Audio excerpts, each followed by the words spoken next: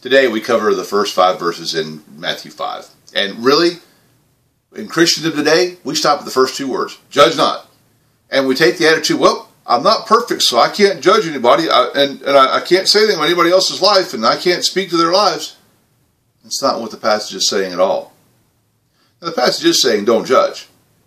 And by that, it means that you're not to be what I call the condemning Carl, who's always critical, telling others about what somebody else has done wrong. That's not the way we're to be at all.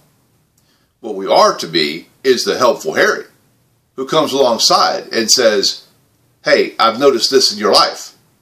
You need to step it up. You need to correct. And we do it on a private basis. If we see someone that's in sin or going down the wrong path, it is our obligation to say something to them. Not run gossip about it, but say something to them. So let's see how this verse works. Judge not, that you be not judged. If you judge somebody else, you're going to be judged in the same way. Don't be the condemning person. Don't be the gossip. Don't be the person that points the finger and says, yeah, I see. No, that's not the way we're supposed to be.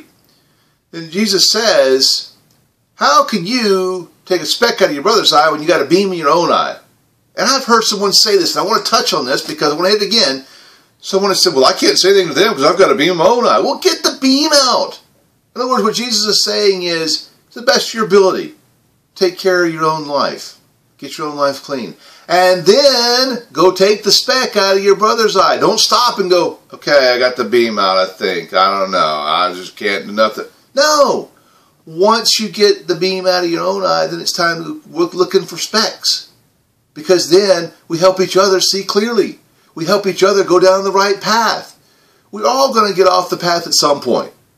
And we need each other to help get us back on the right path. We need to be speaking in the lives of others around us as we see things in our lives that need to be corrected.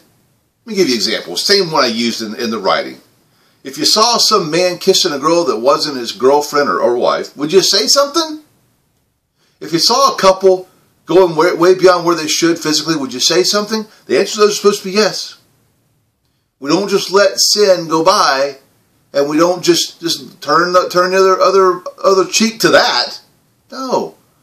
We graciously, humbly, and privately speak to those in sin so that we can help get them corrected, get them back on the right path. We apply some verses here. We apply Galatians 6:1. Restore with a spirit of meekness and humbleness. We apply 1 John 1:9 to our lives. We confess our sin so that we are living close to God. That's what Jesus is saying to us here. What he's saying is help each other out.